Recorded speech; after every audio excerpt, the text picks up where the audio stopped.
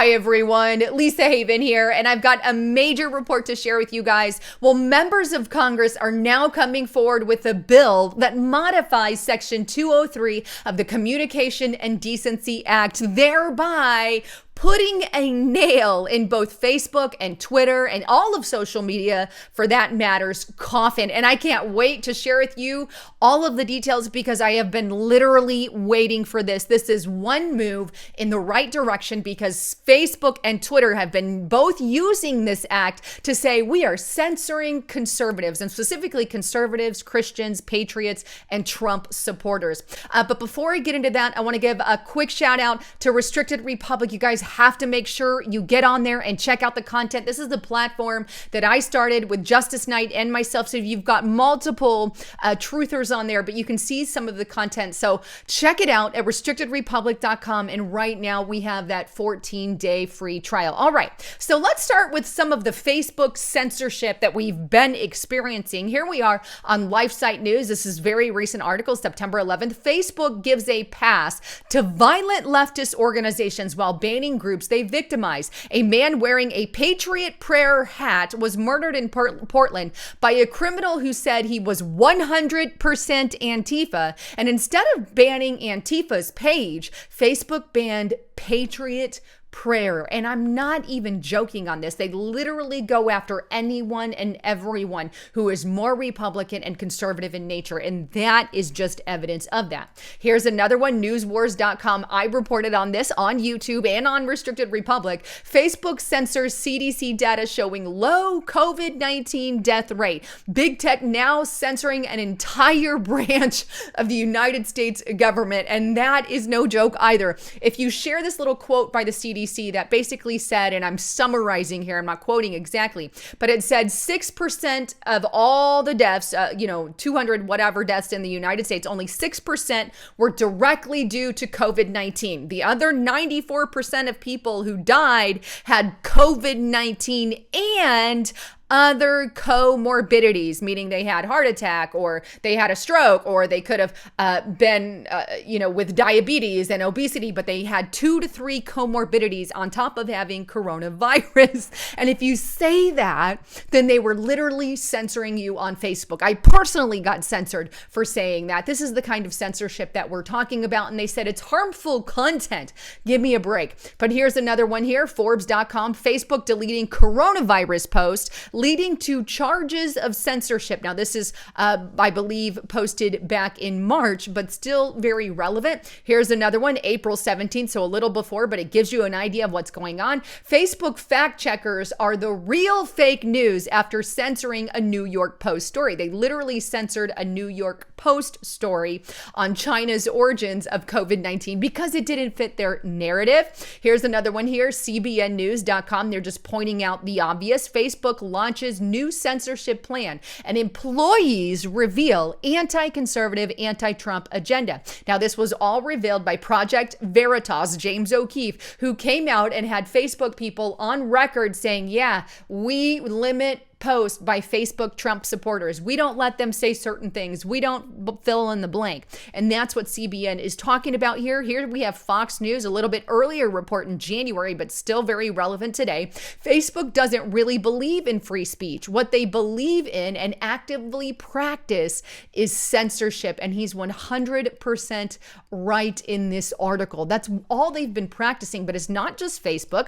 Twitter's also doing this. Breitbart.com, Twitter censors President Trump again. He's been censored, 4 to 5 times now over warning to lawless agitators. They're literally censoring the president of the United States. This has gone above and beyond. Here's a recent thing that happened. Twitter locks out lawyer of alleged Kenosha shooter Kyle Rittenhouse for violating the rules. And this is on RT News saying, the account's been locked, and here's you violated our rules. I think it was encouraging some kind of violence. But the good note is the lawyer went after Twitter, and I just have to share this. Kenosha gunman, this is on dailymail.co.uk, but Kenosha gunman Kyle Rittenhouse, lawyer, plans to sue Twitter and threatens to take CEO Jack Dorsey's beep down after his account was blocked for glorifying violence. Please do so. I would help fund that, the lawyer going after big tech organizations. But the bottom line is, I think most of you are already well aware because you get censored personally. If you're one of my audience, I'm sure you've been censored already, either sharing articles or posts. But that's not all. It's both of them and many other social mediaites working together to censor conservatives. Here's the Gateway pundit: big tech collusion. Facebook, Twitter, and Google announced measures to censor pro-Trump information before election. And this was published September 11th. And I talked about this on Restricted Republic, but they're already announcing measures to say you can't talk on certain things about President Trump after the election, right? Of course, to their favor and benefit. And you can't, if Biden contests the election, they're going to obviously share that, but not if President Trump does. And they've made that very clear with their censorship tactics, right? Here's Breitbart: Facebook censorship lawsuit heads to appeal court. Now, I wanted to show you this article back in May because of this part right here. And it says in the article, Facebook argued in this particular lawsuit in a court that Section 230 of the Communication Decency Act allows them wide purview to censor its users when it sees fit.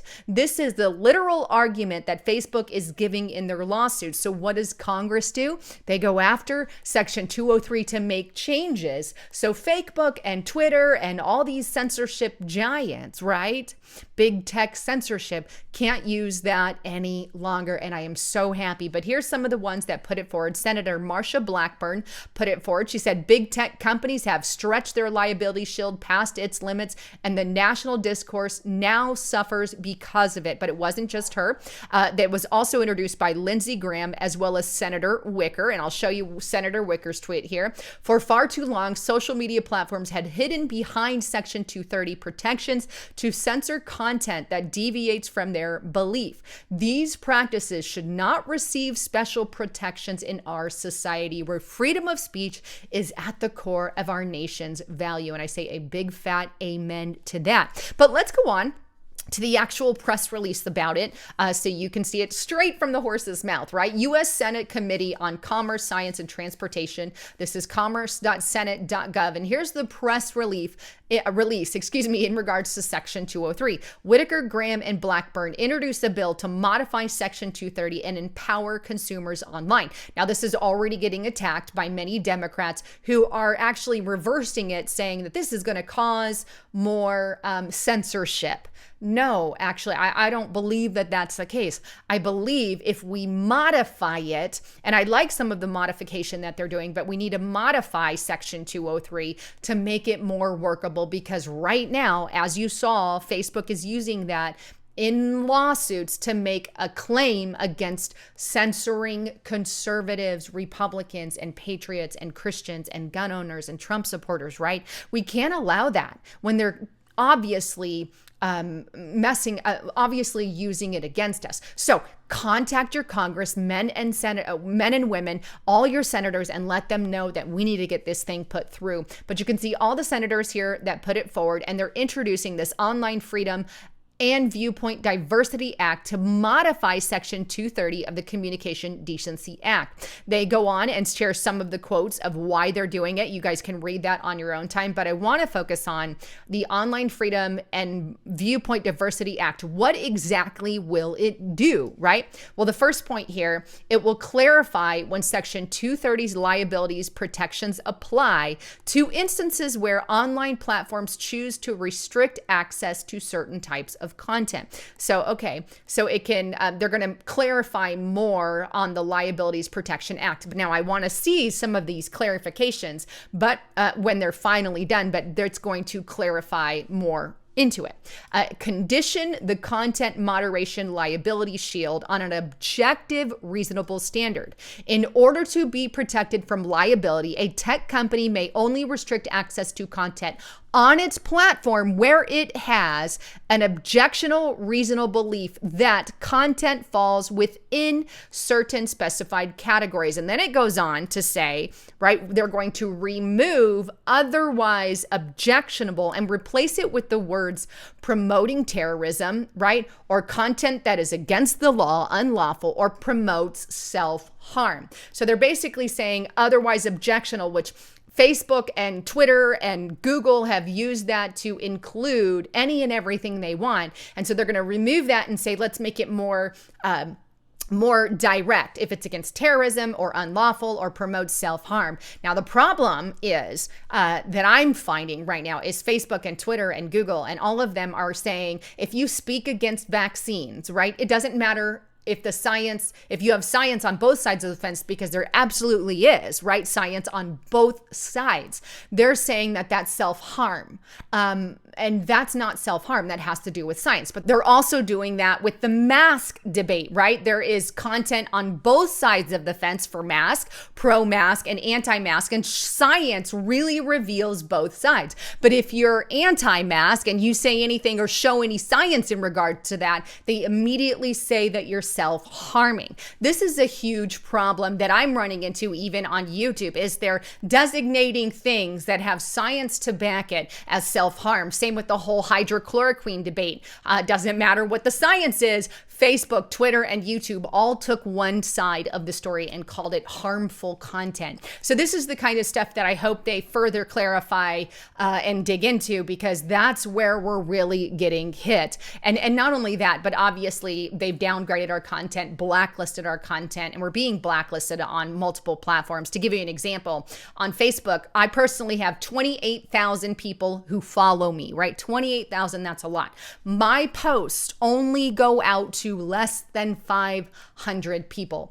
All 27,500 don't even see my posts go up their feed anymore. That's how bad this stuff has gotten. But the final one, they clarified the definition of information content provider, including instances in which a person or entity editorializes or affirms and substantially modifies the content created or developed by another person or entity, but does not include mere changes to format, layout, basic appearance, and so on and so forth. So this is an amazing move in the right direction. Meanwhile, you guys got to get on Parler. By the way, parler.com. I'm on Parler, and I'm definitely active on there, and I want to encourage you guys, join Parler. Follow me on Parler, because we have to start doing that kind of stuff. Also, I want to just let you guys know about a rally I'm going to be at here in Arizona. I'm just going to be attending it with a bunch of other Republicans, but it's Great State Alliance Red Rally. It's October 10th, 2020 at 11 o'clock.